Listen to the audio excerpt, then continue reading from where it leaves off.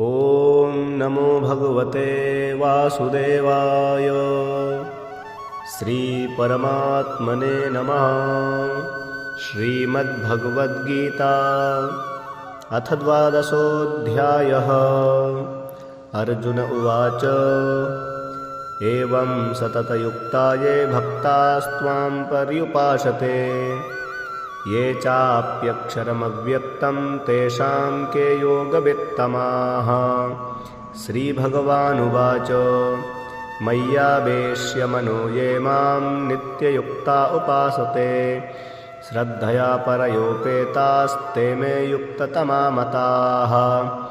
ये त्वक्षरमनिर्देश्यम् अव्यक्तं पर्युपासते सर्वत्र गमचिन्त्यं च कूटस्थमचलं ध्रुवम् सन्नियम्येन्द्रियग्रामं सर्वत्र समबुद्धयः ते प्राप्नुवन्ति मामेव सर्वभूतहिते रताः। क्लेशोऽधिकतरस्तेषाम् अव्यक्तासक्तचेतसाम् अव्यक्ता हि गतिर्दुःखं देहवद्भिरवाप्यते। ये तु सर्वाणि कर्माणि मयि सन्न्यस्य मत्पराः अनन्येनैव योगेन मां ध्यायन्त उपासते तेषामहं समुद्धर्ता मृत्युसंसारसागरात् भवामि न चिरात् पार्थ मय्यावेशितचेतसाम्।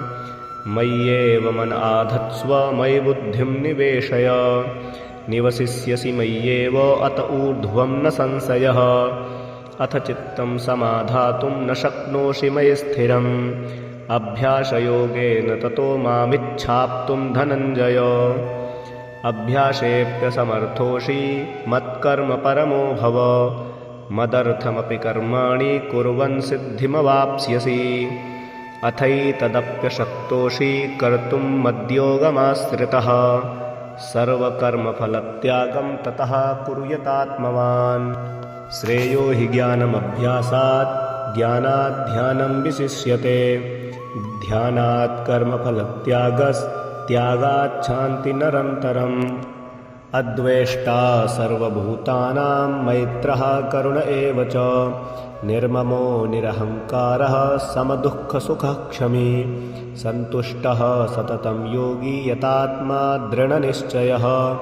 मय्यर्पितमनो बुद्धिर्यो मद्भक्तः स मे प्रियः यस्मान्नो द्विजते लोको लोकान्नो द्विजते च यः। हर्षामर्षभयोद्वेगैर्मुक्तो यः स च मे प्रियः अनपेक्षः शुचिर्दक्ष उदासीनो गतव्यथः सर्वारम्भपरित्यागी यो मद्भक्तः स मे प्रियः।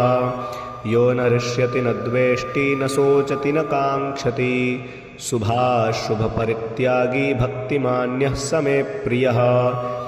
समः शत्रौ च मित्रे च तथा मानापमानयोः शीतोष्णसुखदुःखेषु समः सङ्गविवर्जितः। तुल्यनिन्दास्तुतिर्मौनी सन्तुष्टो येन केनचित् अनिकेतः स्थिरमतिर्भक्तिमान् मे प्रियो नरः। ये तु धर्म्यामृतमिदं यथोक्तं पर्युपासते श्रद्दधाना मत्परमा भक्तास्तेतीव मे प्रियाः। ॐ तत्सदिति श्रीमद्भगवद्गीता सूपनिषत्सु ब्रह्मविद्यायां योगशास्त्रे श्रीकृष्णार्जुनसंवादे भक्तियोगो नाम 12. कृष्णाय वासुदेवाय हरये परमात्मने प्रणतक्लेशनाशाय गोविन्दाय नमो नमः। श्रीकृष्णार्पणमस्तु।